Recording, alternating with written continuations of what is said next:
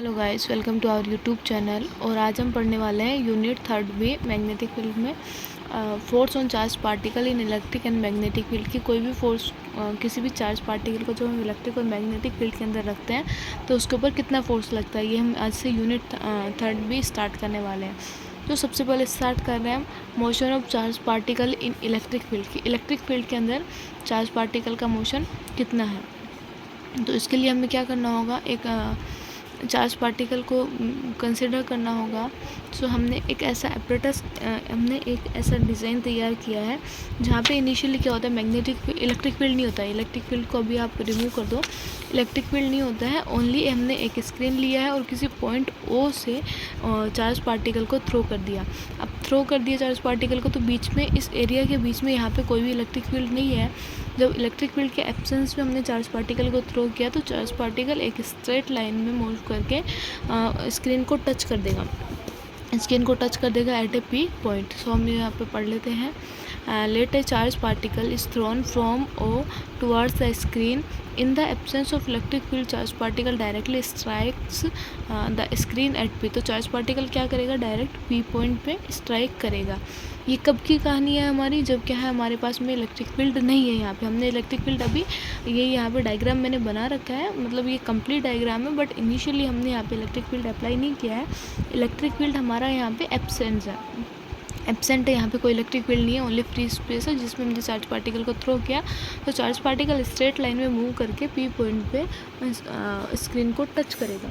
अब हम हमें पता है, मतलब कि स्क्रीन को टच करेगा, दैट मीन्स कि चार्ज पार्टिकल एक यूनिफॉर्म मोशन करेगा। बिकॉज ऑफ यहाँ पे जब कोई फोर्स ही नहीं लग रहा है तो पार्टिकल के मोशन में कोई चेंजेस नहीं होगा, उसके स्पीड में, वेलोसिटी में कोई चेंज नहीं होगा। तो पार्टिकल क्या है, कॉन्स्टेंट वेलोसिटी के साथ में जब मूव करता है तो वहाँ पे क्या होता है, हमें पता है कांस्टेंट एक्सेलरेशन होता है। And we know uniform motion के लिए हमारे पास में equation of third equation of motion होती है। तो फर्स्ट क्या होती है, v is equals to u plus at for constant acceleration, and second is s is equals to ut plus half at square, and third v square minus u square is equals to 2as। ये तीन equation होती है for uniform acceleration. अब हम यहाँ पे क्या करेंगे, हमें यहाँ पे अलोंग एक्स एक्सिस के हमें मोशन को फाइंड आउट करना है, कि मोशन को देखना है कि कैसे क्या मोशन हो रहा है और वहाँ तक पॉइंट को जाने में कितना टाइम लग रहा है, ये सब हमें देखना है। सो हम सेकंड इक्वेशन ऑफ मोशन को यूज़ करेंगे, and we second equation of motion को यूज़ करेंगे तो हमें पता है कि पार्टिकल ने x डिस्टेंस कवर करी है तो डिस्प्लेसमेंट कितना होगा, x होगा। इनिशियल वेलोसिटी, किस वेलोसिटी से हमने पार्टिकल को थ्रो किया है, तो ux वेलोसिटी से पार्टिकल को थ्रो किया है। टाइम कितना है, t है, plus half ax t square. अब ax क्या है हमारे पास में, यहाँ पे कांस्टेंट मोशन है, कांस्टेंट स्पीड के साथ में पार्टिकल मूव कर रहा है। तो व्हेन स्पीड और velocity is constant then acceleration नहीं होता है, एक्सीलरेशन इज ज़ीरो। सो हमारे पास में ये क्या होगा, एक्सीलरेशन क्या होगा, ज़ीरो होगा। So x is equals to U T. तो हम इसको सॉल्व करेंगे, then t is equals to हमारे पास में क्या आएगा, x upon U. That means कि particle x upon U time में, particle x upon U time के अंदर p पॉइंट पे जाके स्ट्राइक करेगा। अब हम यहाँ पे आगे क्या करते हैं कि हमने एक electric field electric field E को अप्लाई किया है यहाँ पे बीच में। अभी हमने यहाँ पे एक इलेक्ट्रिक फील्ड E को क्या करा है, अप्लाई करा है। अब हमने फाइनल डायग्राम पे आते हैं कि हमने इसके बीच में एक इलेक्ट्रिक फील्ड E को अप्लाई कर दिया।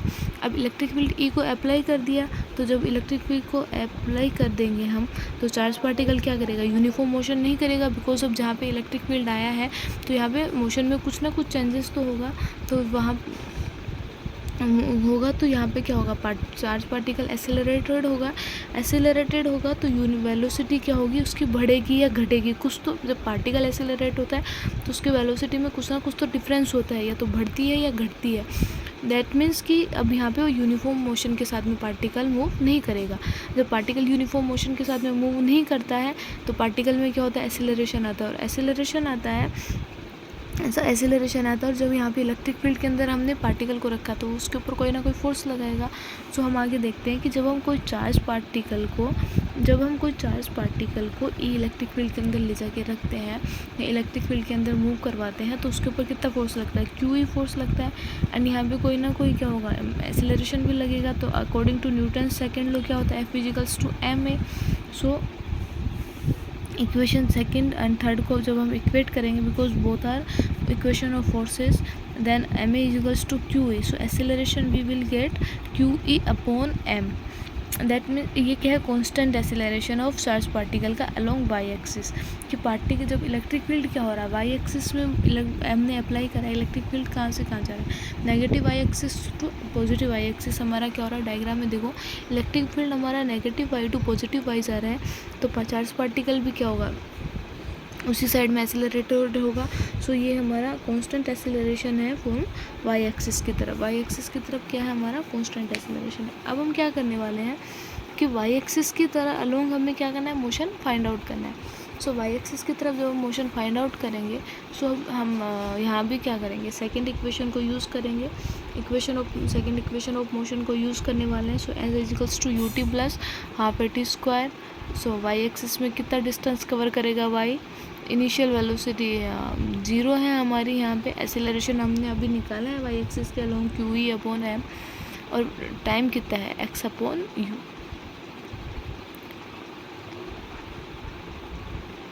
और यहाँ पे इनिशियल वाई वेलोसिटी 0 इसलिए है बिकॉज ऑफ चार्ज पार्टिकल को हमने एक्स एक्सिस के अलोंग थ्रो किया था, वाई एक्सिस के अलोंग थ्रो नहीं किया। वाई एक्सिस के अलोंग तो पार्टिकल जब एक्सेलरेशन होगा, जब यहाँ पे हमको इलेक्ट्रिक फील्ड अप्लाई करेंगे तभी पार्टिकल वहाँ जाएगा। देन हम इसको जब सॉल्व करते हैं तो हमारे पास में लास्ट में आता है वाई प्रोपोर्शनल एक्स स्क्वायर। अब ये हमारे पास में किसकी इक्वेशन है, equation of parabola Y equals to 4x square या 4y स्क्वायर, ऐसे हमारे पास में इक्वेशन ऑफ पैराबोला होती है। So this is equation of parabola.